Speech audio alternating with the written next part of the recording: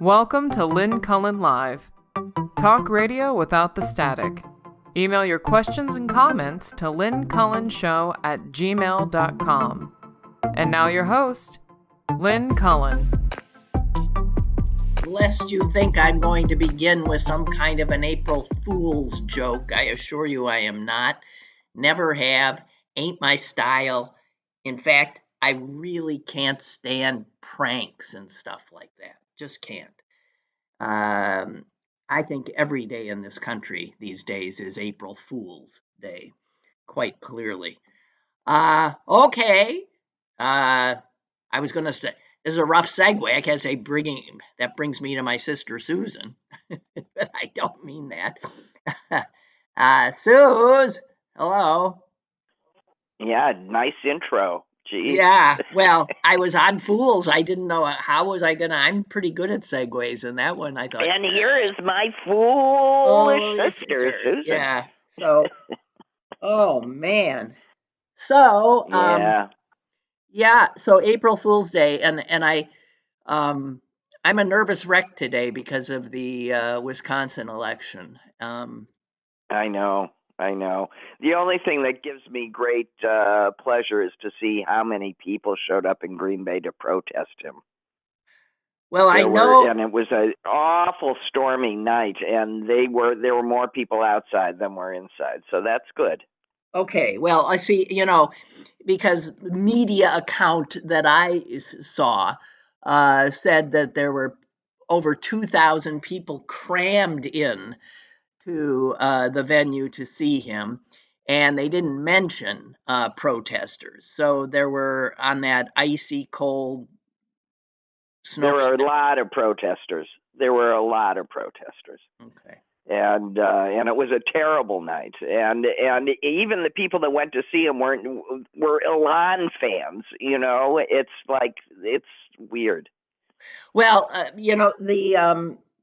apparently, I did see that there were some protesters. I don't know that those inside. people will necessarily vote, but is what I'm saying. I mean, he was attracting people that won't necessarily go vote. They don't care about that. They were going to see Ilan.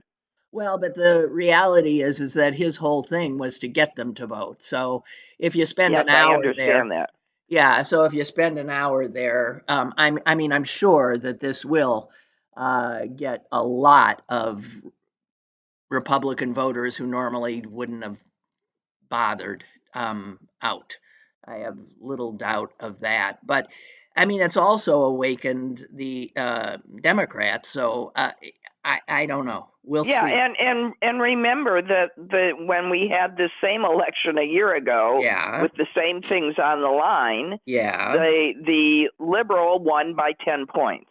Yeah. And there was plenty of interference in that one too. Yeah, but that was before, Suze, that was before the Trump administration had taken over. Well, yeah, I don't think that that's going to turn off the people that were motivated to vote before. If anything, that's going to turn up the heat on them. Well, let's hope. I mean, I just don't want to put the kibosh on. I do in the back of my head feel that Wisconsin voters are going to come through on this, but I do too. I'm just a wreck.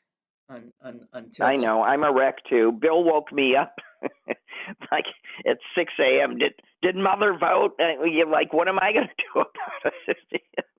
Well, I thought you guys voted. You voted early. Voted. Yeah. She gets an absentee ballot automatically mailed to her for every election, and I go down the minute that early voting happens every time, and I vote then. Right. So, I mean, those are two in. Yeah. Okay. Well, we'll just wait. By this time tomorrow, we will know. God. So, in Florida too. I mean, there's all sorts of things. Yeah, if that Florida one, if the Democrat wins there, that will be astonishing, truly astonishing. I must say that would be astonishing. So we will see. I did note a little item that there's a Democratic congressperson, a woman, in the Chicago area. I don't know. I've never. Yeah, in the northern suburbs. Is that who it is? She's got. Yeah, there's a Democrat running against a Democrat. Right. Well, she's being primaried. Now she is nearing 80. So she's an old woman who's been there forever and always gets reelected. And some 26-year-old woman who's she's an influencer type. an influencer. She's one of those. So she's a known entity, has lots of followers. She's decided to run against her. And thus far, what I've seen about this 26-year-old is she's no idiot. I mean, she's bright. No. And, she's actually, it would be it's an actual choice between the somewhat somnambulant, incumbent and fresh blood. That's right. And granted, the fresh blood is really fresh, totally untested, but there is youth and energy, and it'll be interesting to see if Democratic voters... And a higher likelihood that she'll punch Marjorie Taylor Greene in the nose. Your propensity for violence is really something. I'm violent these days. I am violent these days. This is what happens when you get your exercise by boxing. I mean, all you want to do is punch people. It doesn't. That's right. Yeah, but it doesn't. It's not the way to go. And speaking of punching people, I note that this Saturday is the first big effort to really get Americans into the streets. It's the Hands Off. It's called Hands Off. You name it, hands off our Medicare, hands off our schools, hands off everything. And these demonstrations and protests are planned in every state of the union. I saw a map yesterday of where the known protests are, and it just blankets the entire country. So wherever you are, there's a protest. Here in Pittsburgh, the big one is on Grant Street at 12:30. And if you're somebody who normally doesn't, may I suggest you rouse yourself. You do. You rouse yourself. We have got to show by sheer numbers, and that only happens if individuals, that's you, get out of your comfort zone. Don't give a shit about, but the traffic and where will I park, and it's down, figure and it it's out. Cold out. And take an Uber, I don't know, take the bus, whatever. Go. 12:30 City County Building, Grant Street. If instead of a few hundred people, which we know will be there are, let's say, 2,000 people, that's huge. And then we build on that. It's starting to happen, and you, instead of not doing anything, this is something, you can do. Now, granted, some people are old and infirm and can't. I sometimes wonder if I'm in that camp and don't particularly, want to subject myself to that the physical aspect of having to be somewhere. But this is that important. Susan, there was somebody over here the other night, just this brilliant, wonderful character. Close friends with he's the one who's close friends with with R. Crumb, the cartoonist. Right. And he is by nature an optimistic, energetic, full of life fellow, soon to be 80 years old. And he was saying, that he's he's following everything, he this and that, he speaks to people one-on-one when he can. But I found myself saying to him, there's something about us, and it's Americans born after World War II, which pretty much is all of us. We have lived in this country and, generally speaking, have enjoyed the freedoms and all the stuff that America has promised. And we've also grown to believe that life is easier than it is for most people. We have not, I just think we're soft, and I think we're spoiled, and I think we're Americans who have, even if we're not totally into the shallowness of individuality that has taken over, and self-gratification, and everybody, pursue your happiness and all this crapola that our culture is, seeped in. I really think we've got to shake that off. And if we don't, the fact that we are a softened up, not strong people by virtue of the luxury, and I don't mean money, the just relative comfort of living in what was one of the freer countries in the world. And I can hear maybe Black listeners saying, but even, because now we're seeing how much worse it can get if we start, and we are, pulling back. I don't know that we Americans are up to this. I really don't think. Even those of us who have said, yeah, but we've got to take care of our own mental health. We've got to be sure that we're in, that's the kind of, again, that's the kind of crapola bullshit. People living in times of real, where you live or you might die, where of war and stuff, they don't have time for that kind of shit. But we're just... No, they're trying to survive. Yeah, but we're immersed in it. It's in our blood. It's in our sense of how one functions in the world. We're so me-oriented. And I am as well. Excuse me, but I don't think there's a damn thing new in this. I don't. I think that's exactly how what happened in Europe pre-World War II happened.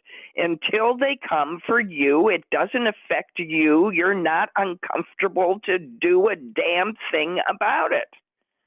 It's the same thing with people going to therapy. You don't go to therapy unless you're so miserable that you can't see any other option.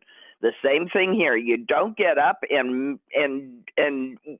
or enough of us don't get up and stand up and do enough in a timely enough fashion. A, because we can't believe it's going to get that bad, and B, because it's not actually affecting us too terribly yet. We're still eating. We still have roofs. We're still going to, some of us, our jobs. That's what you have to break through. Nah, I'm all right. Well, in as much as it's human nature, then, I don't know. Then we're... It is human nature. See, that's why we have all these... But here's what I think. I hear what you're saying, but I also think that this America 2025 has taken all of that me, my pleasure, my people, myself, and aided and abetted, of course, by technology now, where we don't even speak to each other. We're listening. We got things on our ears or in our ears, and we're all in our own worlds and hearing what we want to hear. That never has been as the Germans back in the 30s then were not algorithmed in the information they were getting. They weren't living in this current reality, which makes people able to disassociate so easily. I really think we've got a bigger problem in that regard, and we're I don't know. That's all I'm saying. That's all I'm saying. And I'm with this optimist who I managed to depress, and the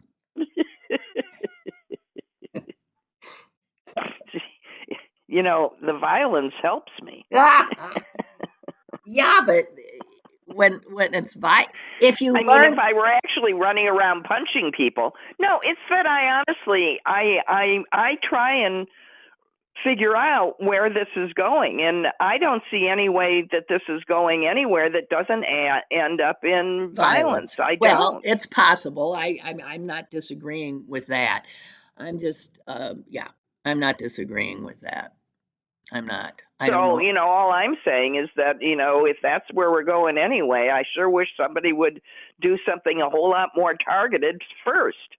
Well, you remind me of why I mentioned the hands-off rally at 12:30 on Saturday, Grant Street. This is a national effort, but unlike going to Washington to do it, there really is an intention of having this happen in every city, every town, so that this is not, unlike maybe perhaps the big marches of the past, that this shows that America. Everywhere in the country, right. The one in Green Bay is on Dousman.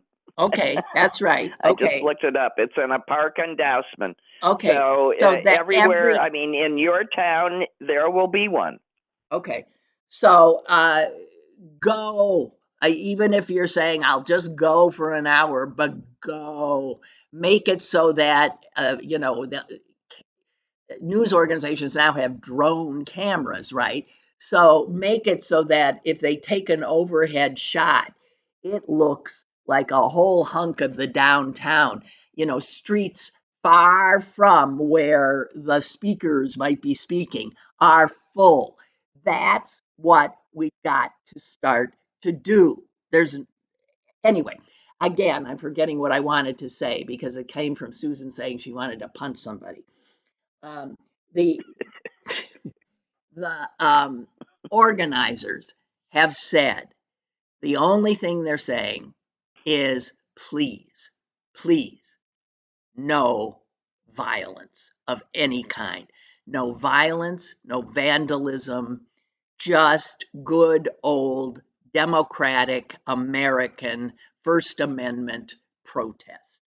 Okay? No violence. Just say. So Susan, gee whiz. Yeah, well, sorry. Fun. You know what? That's why I got you that punching guy.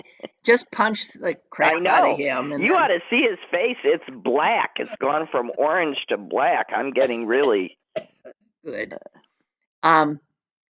So what do you think is? I've been waiting for some wags to start writing about the fact that now they've actually have taken over the zoo in Washington for, I guess. Oh no. Well, yeah, it's part of the Smithsonian. So you got the zoo now taken over. Yeah. Well, I hope China doesn't take their pandas. Well, no, in again. fact, there's a sense that, we don't want no stinking Chinese pandas. They could be, being sent here with, nefarious intent, spies. Oh, they might be chipped. Yeah, one doesn't know. And so, yeah, people are starting to wonder. I mean, and the reality is, it's been pointed out that what is a zoo? A zoo is a sanctuary for often endangered, beleaguered refugees of a sort, right? Yeah. It's just not in their No. It's something wheelhouse. to be done away with immediately. And and they're also celebrators of I hate to even say it, biodiversity. Is that not correct? Oh yeah. Yeah, All these different species and creatures. Yeah, Each is lovely in their own way. That's right. And they trumpet that biodiversity is that these species exist because it is important to have biodiversity. So zoos, I think, say goodbye to the zoo, because it is by nature, no pun intended, politically incorrect and woke, I guess. I do sort of take heart in seeing the ability of other nations and other people within those nations to make clear to this administration how it ain't working with them. I mean, how fast did that, the Vance trip to Greenland? Yeah, First, sure. the wife goes and no one will speak to her. They go door to door. No one will speak to her. So they fly in and stand at the Air Force Base and then leave? Okay. And then the Canadian guy gets up and says, we're joining with the EU and we're going to go against you and screw you. And Trump's just sitting there sputtering. I mean, he really expects everybody just to do what he says. And when they don't, he gets confused. I don't know. He's going to, listen, we don't have a friend left. We do not have a friend left. Well, I think the American people have friends left. The country sure doesn't. Well, even that. The fact is we are the country, and we the people, right? So when overseas they're hating, it's half the people. When they're hating, no, that's not the way it works. When they're looking at America, what they see in our representation is Donald Trump. We got some calls here. Let's let some folks in. Hello. It's not the reason why I called, but when I was waiting, I heard talking about, are we going to violence? And I don't want to think that, but who's to say why wouldn't it go to violence eventually? We agree. And our side is always viewed as soft.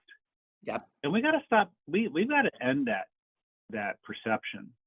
Yep. And I still believe that Martin Luther King had it right in nonviolent protests and that type of thing. But shouldn't we still prepare ourselves?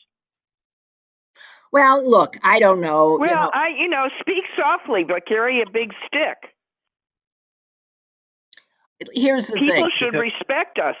We should be nonviolent, but still powerful. And that's a very hard thing to figure out. Yeah. Here's the thing. I mean, these people are all about tough guys. Well, we can be tough too. And actually, Democrats were usually the heroes during World War II and Korea and Vietnam. What do you mean? How do we let that get stolen from us? Wait. What do you mean Democrats were the heroes in World War II? Not the heroes, but we have a lot of decorated well, of course, heroes because we weren't thinking. Of course.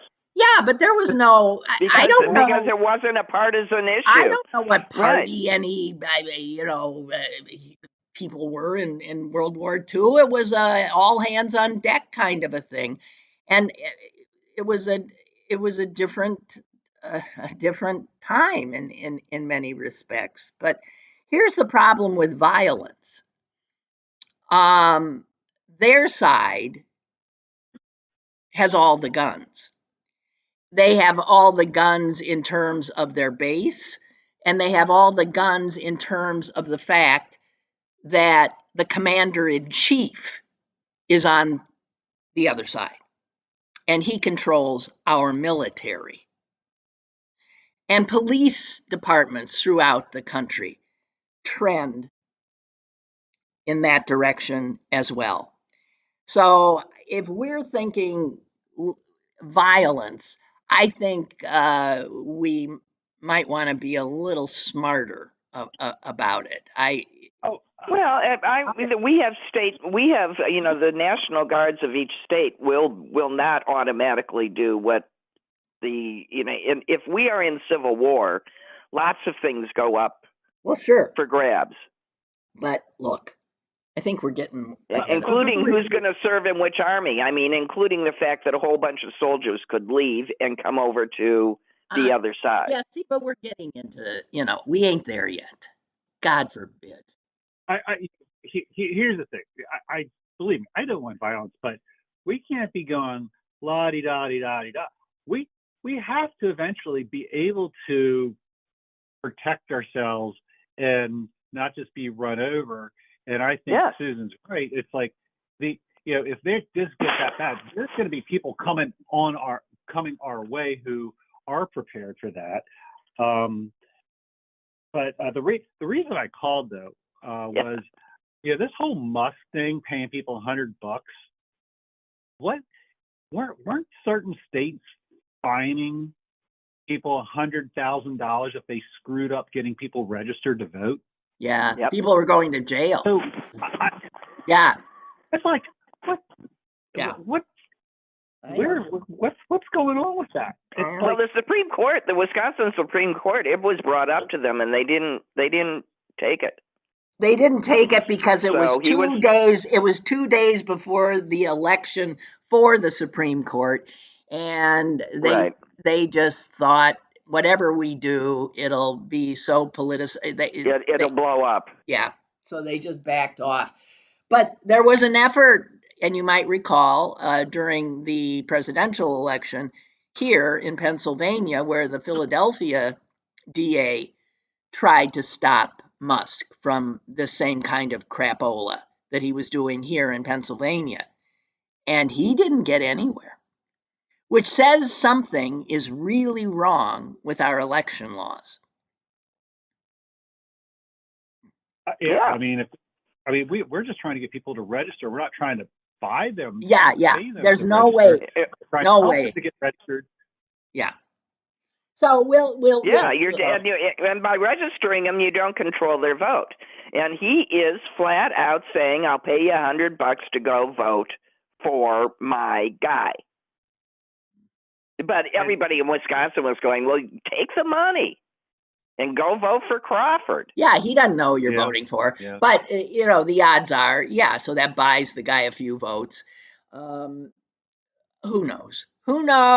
It's not really what it's about. It's about getting the attention for the race up and getting Republicans to the polls. That's all this is about. We'll see. Hey, let me ask you this. Have either of you seen a guy drive by in a white guy in a pickup truck with a flag of a buff Trump, like he's got six-pack and Thank God, no. I see it. I see it a lot, and I swear to God, I want to get a bunch of small bumper stickers to slap on somebody's back of their truck and saying "Queer for Trump." Well, that's not fair to the queer community. That's not fair to the queers, right? Yeah, but you know what? They would get it. Well, come on. Yeah, no, they would. Yeah. And they would get it. Yeah. And those guys don't want to be called queer. No, here's what you do, Roger. Hey, here's what you do. We'll meld your two topics together. You get a gun, you do a conceal and carry thing, and just shoot the fucker's tires out, okay? That's what you do. No, I'll give my wife the gun and she'll shoot their balls off. Okay, yeah, I know. I really like your wife. She and I should go and have coffee sometime. All right, enough. Goodbye. Next time you're in Pittsburgh, Susan. All right. Goodbye. Oh man. Oh man. Okay. Yeah, it's difficult. It's difficult. Okay, quick, let's get another caller in here, and then I got some other topics I want to get into. Hello. Hello. Hello. Hello. Yeah. Okay. What I want to know is where the damn people that are going to these rallies now didn't show up for the election the last time. All of a sudden, it's an urgency. What the hell they been doing? These people come, it's like, you know what? The whole electorate pisses me off because they should have showed up the last time, and we wouldn't have put up with this bullshit. But now all of a sudden it's an urgency. Come on, people, wake up. The whole thing, you know, until we vote him out, we're stuck with the damn guy. And we could have done it last time, and here we are with him in there again. Well, listen, here's what's wrong. You could have all the rallies you want. Yes, but they're important. Don't matter. And here's what they do matter. And here's what's wrong with what you said. I can assure you that the people showing up at rallies voted. Did vote. Those are anybody who's showing up at rallies is somebody who's paying attention. No, it's the people who don't show up to vote. They don't show up for anything. Or the Trump last time. Yeah. What happened the last time with abortion? It was supposed to be the single thing that pushed it, Trump would lose. What happened? That's why I said. Well, that was a wrong. It was a wrong calculation. That apparently a lot of men didn't give a shit about abortion. A lot of women didn't either. Let's just come on. No, they didn't show up either. We misunderstood. Abortion was big to us. We thought because of all those special elections and referenda that had happened, that even in red states that had secured abortion rights, that this was a slam dunk, and it wasn't. It turns out that Americans in this election were more concerned about the price of eggs, and they fell for Trump again. And I can see people living out of their cars and say, oh, yeah, I'm going to vote for Trump again. I mean, that's crazy. Well, maybe 35, 40%. Oh, yeah. Yeah, they're here. I think let's give them another chance. Of course. They're here. It's crazy. We've easily got close to 40% of Americans who are still in on this because they're just part of this cult. They're part. It's more than a cult. I was so optimistic. I've lost that. I gave up. I mean, I'll vote, but it's like, you've turned me on it too. I'm really disgusted. Yeah. Okay. Yeah. I don't know what to think. But keep voting. Yeah. Do whatever you can to stop it. Well, you have to do that. Yeah. Only, hope you have. Okay. Yeah. All right. Well, when people start losing their when people start losing their Social Security, it's all these people that are saying things like, I voted for him twice and I got fired. I wasn't dead weight. I wasn't. And you're going, well, does it occur to you that nobody else was either? That actually the government was functioning? Oh, man. Okay. I don't know. Bye. Okay, thanks. Bye. Bye. Bye. So, speaking of Social Security, I'm a little worried about what these Doge tech brogue boys are up to when the first thing they want is to go after every computer system in every place they go into. What are they doing? And now I know they're taking all that. Well, it's they're more either totally screwing up the system so it doesn't work, or they're leaking or stealing data. They are changing the system somehow. They are making, they think post office. Yeah. And how things got delivered before DeVos was in. Yeah. No, I know, but so I don't know enough about tech. Whatever. Hey, by the way, Mary Frances says, anyone listening in Northeast Ohio, hands off. Cleveland is at Market Square Park from 2 to 4. Okay, just go to hands off on, Google it, and you'll just find out. Google hands off, and it'll in your town or city, and it'll tell you where it is. So, though, there was a report that Musk and his boys are going to take the Social Security system's computer system and take it off the old programming language it's been on since forever, COBOL, and put a new system in. Now, well, that'll work well. Well, listen, and if it's they been accidentally argued. Drop it thousands of names, or millions of names. Oops. It's been argued before that while it's understandable we want a newer system, it was estimated back in 2017 when somebody floated this idea that migrating the Social Security computers to a new system, if done carefully, would take 5 years. Musk is saying they're going to do it in a few months. Yeah. And they're going to screw up data, and then they've closed offices. You're going to be declared dead, and you'll have to prove yourself alive, but you won't have anybody to do it, and you will have just lost your Social Security, thus saving the government tons of money. So stop and think. Somebody, back when people were sober, something that was said to, yes, will take 5 years. He says will take 2 months, and they're going to use artificial intelligence. Now, technology experts hearing this have said, well, here's a quote from one. Geez, if you weren't worried about a whole bunch of people not getting benefits, or maybe getting the wrong benefits, or getting the wrong entitlements, or having to wait ages, or fraud, then sure, go ahead. So people who know tech are saying, that's insane. So that's just one department, right? One little department. And one little department who provides the income for several tens of millions of senior citizens who have very little extra in savings.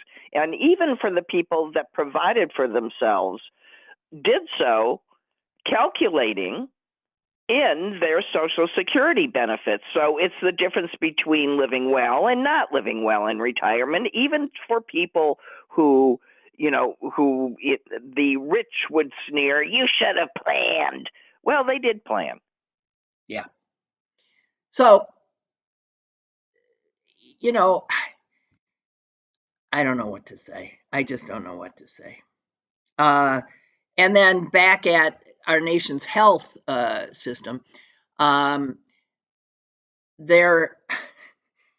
stuff, all the scientists have run or been fired. And what is RFK Jr. prioritizing? A study that will link vaccines to autism, even though that has been studied up the wazoo and debunked over and over and over again. Well, and the scientist that was the doctor that was principally responsible has been openly rebuked and punished. So to go there again is just, Well, he's got it. So talking about government waste. So the guy he's put in charge of this, I know. The guy he's put in charge is first of all, I guess, not even a doctor. No, he doesn't have a medical degree. And he's been disciplined in Maryland for practicing medicine without a license. And he's already, he's going to find what he wants to find because this is what his thing is. And isn't America really truly the land of opportunity? where you can be punished in one state for, practicing medicine without a license, and the next few years find yourself elevated to one of the top, theoretically, medical positions in the country. It's incredible, the land of opportunity. Yeah. Few quickie things I just wanted to share. Senator Angus King, the independent from Maine, is beside himself about Social Security.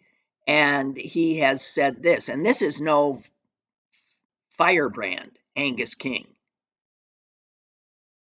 What's going on is the destruction of the Social Security Administration from the inside out, and it is accelerating.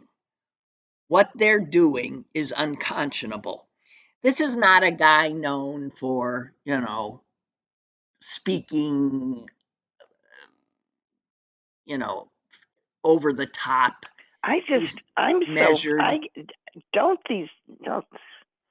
These kids that are helping Musk, that don't know enough to be terrified. Or maybe they are and don't know how to get out. Mm-mm. They're stupid idiots. They're nerd idiots. So they're arrogant nerd idiots that think that they have what it takes to do this. So, and young people, only an arrogant, not thinking very clearly young person would think that they had any right to touch any of this stuff. So here's just in case you've forgotten, the head of this is why I have not been sleeping again. It's because the head of our Homeland Security Director is the puppy shooter, Kristi Noem. Okay? Right. The one who showed up at the El Salvador hellhole torture chamber prison with a $50,000 watch on her arm. You heard about that? Don't ask. Yeah. In a televised cabinet meeting, she said that she plans to, and I haven't seen a lot on this. She said this out loud in a cabinet meeting. She plans to eliminate FEMA.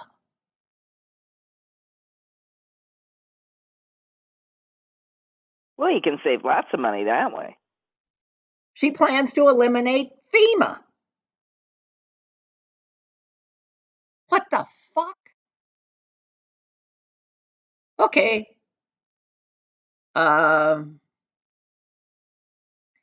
Breaking news. Washington Post just came in. Massive layoffs.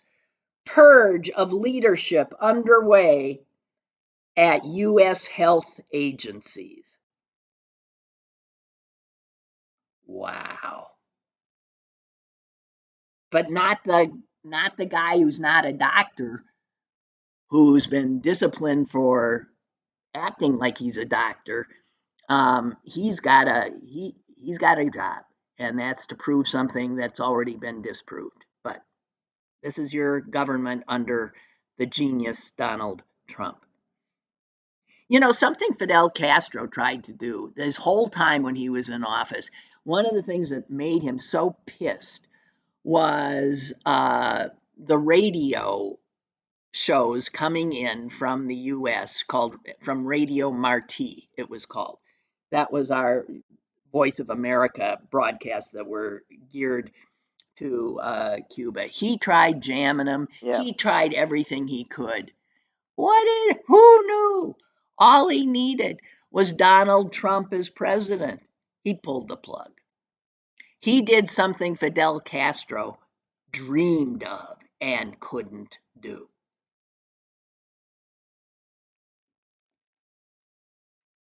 Nothing that I've said, everything I've said would normally be something where your head would explode, right? And it's just keeps on keeping on. Extraordinary. Okay, Susan, so something a little easier. Okay.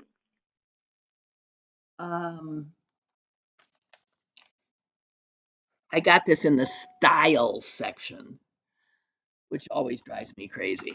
And it did. And it's about, I guess, the fashion shows, the Paris and this and that have all done their thing already. I stopped looking when the clothes got so ugly and ridiculous that I thought, I'm not looking at this stuff anymore. Yeah, well, it's been that way for a long time, but it is sort of in some ways just a way to get attention, right? But here's the thing that's been noted, and there were pictures aplenty to prove it.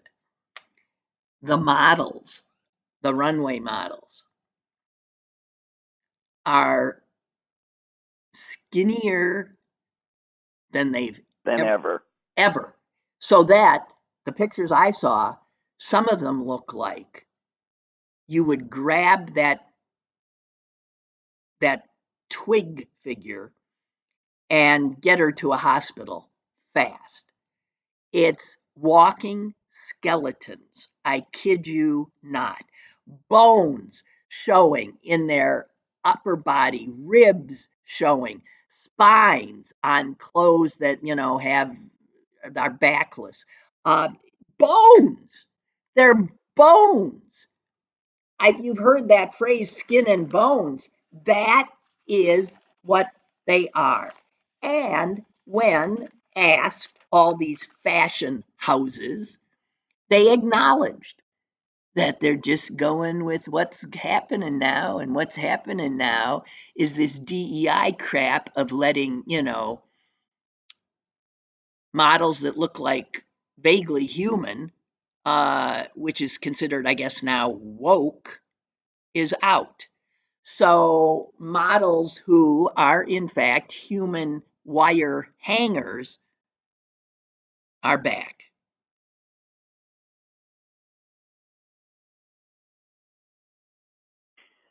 Here's what some person in the industry said.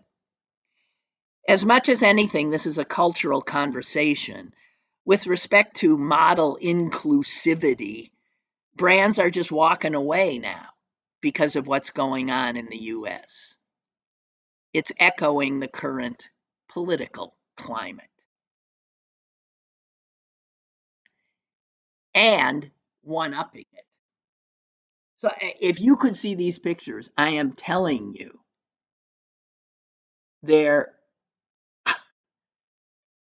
these women are frightening looking. Says here, the issue is not simply that there are fewer curvy models on the runway. The thin ones have gotten even thinner. Visible rib cages, jutting collarbones, daisy chains of vertebrae.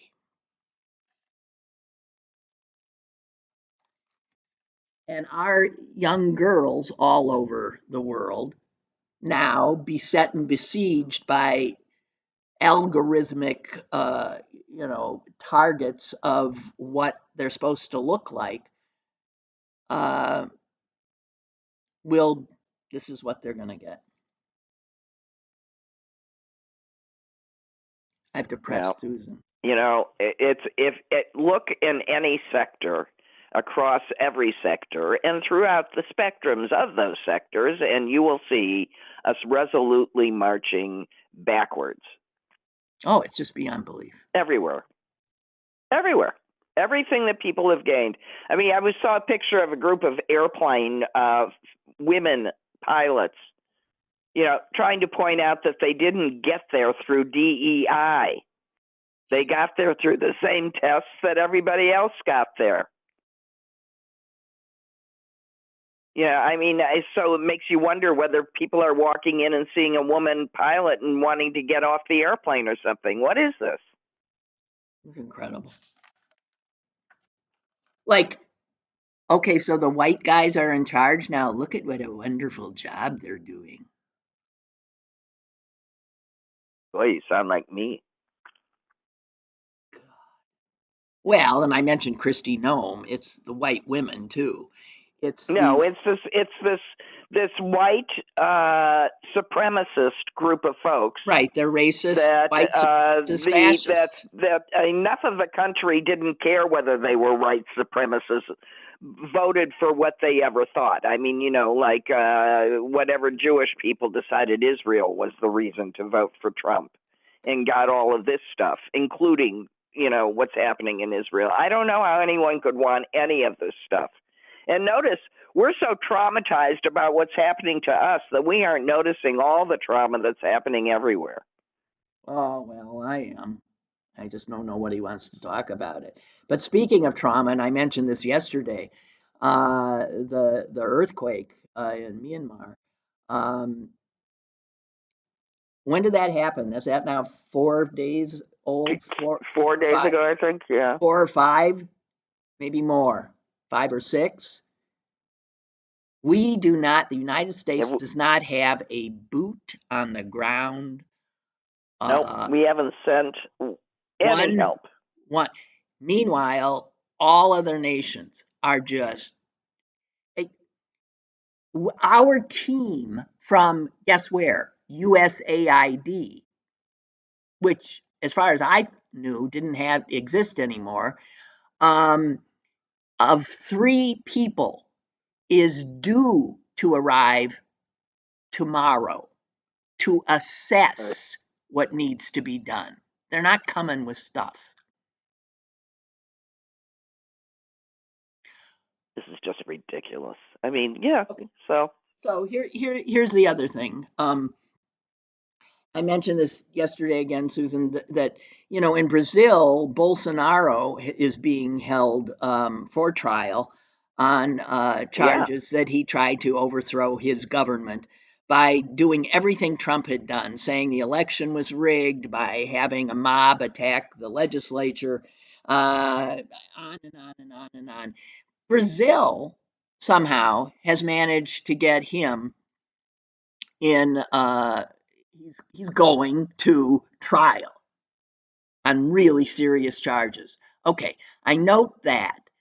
And now I note that in France, Marine Le Pen, the far right leader, has been convicted of embezzlement by a criminal court in Paris. And lo and behold, you know what? It turns out, because of the conviction, she has been barred from running for the presidency for the next 5 years. I don't get that. I think she should just. I don't understand the limit. But anyway, well, but it's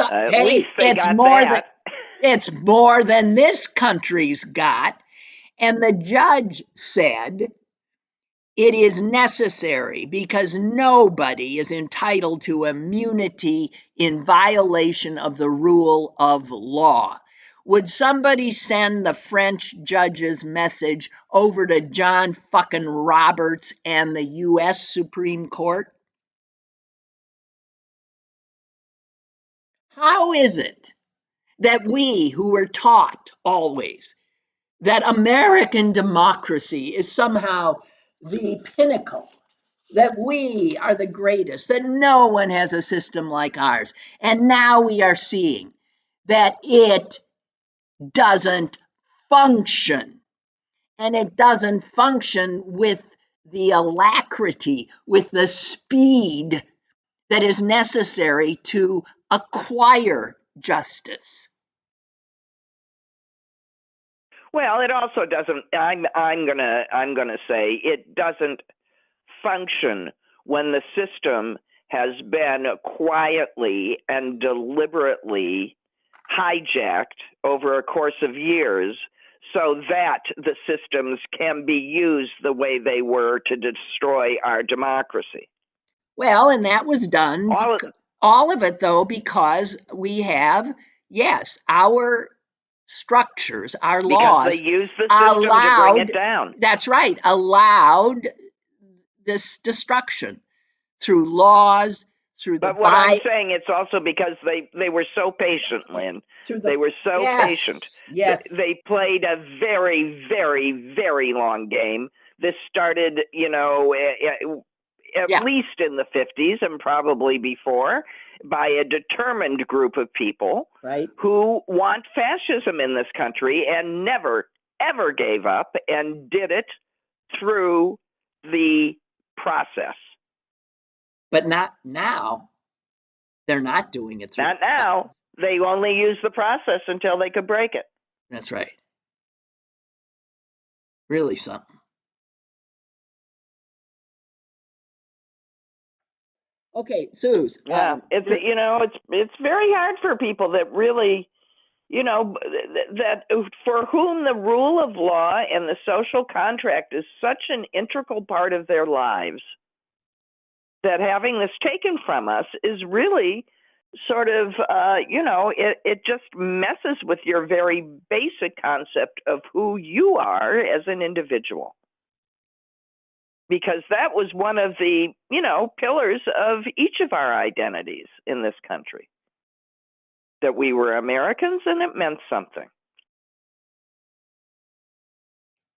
I throw into this playing the long game, and because they're still doing it, that I don't know if you know that both the House and the Senate of the compliant United States Congress are holding hearings designed to begin trying to ban the federal judiciary from issuing nationwide injunctions. Oh yeah, that's Jim Johnson or Jim whatever his name is. It doesn't matter. This is one of the things. Doesn't matter if one of the things that fascists immediately do, and you're seeing it. They go after the judiciary. They go after media. They go after the law, the targeting of legal firms, of private legal firms, is all part of that. You scare and intimidate the crap out of all aspects of the legal system so that it only works for you and works against everybody else. You target the culture. And that's why you see seemingly these odd things like, come on, they took over the Kennedy Center. Come on, they took over the Smithsonian. Yeah, because you have to rewrite history. And they're very clear that that's what they're doing. And the caller had said earlier, there's 40% of America. There's almost half of the country, in as much as they're paying attention, that supports this, that cannot abide and tolerate America living honestly with its checkered past, with its reality. They somehow think that an American cannot be trusted to love a country that wasn't constantly right and pure. Because it is beyond me. I know the country was born in sin and imperfect from day one, and I have loved it. What is it that their ability to love a country is only if they make it into something it isn't? It's the opposite of patriotism. And it's weakness. I don't know. I'm sorry. I'm just. Yeah. Sorry.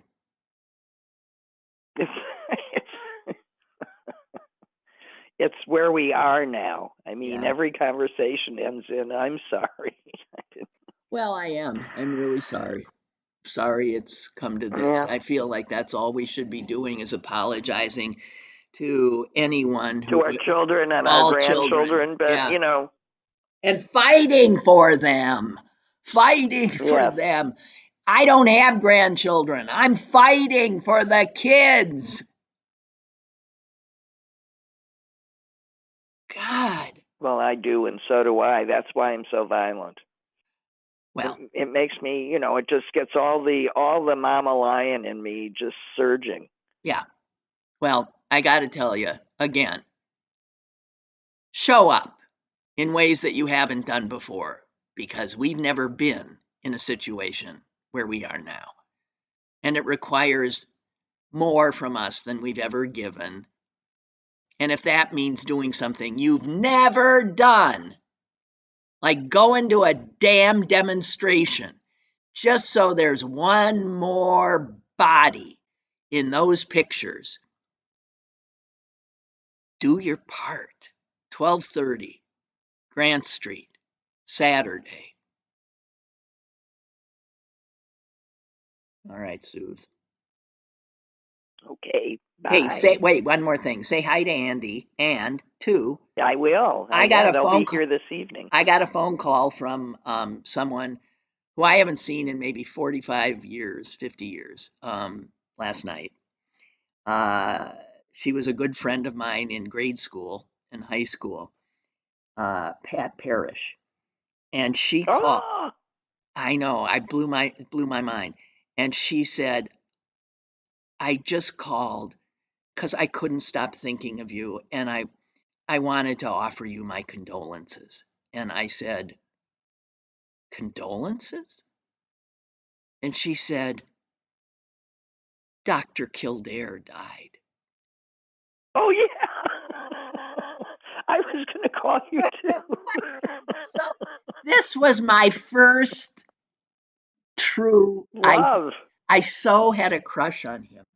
And she has a memory, she says, and I'll never get it out of my head, of me actually kneeling in front of the television when he was on and kissing him on the screen. She said, I swear there was drool dripping down the screen.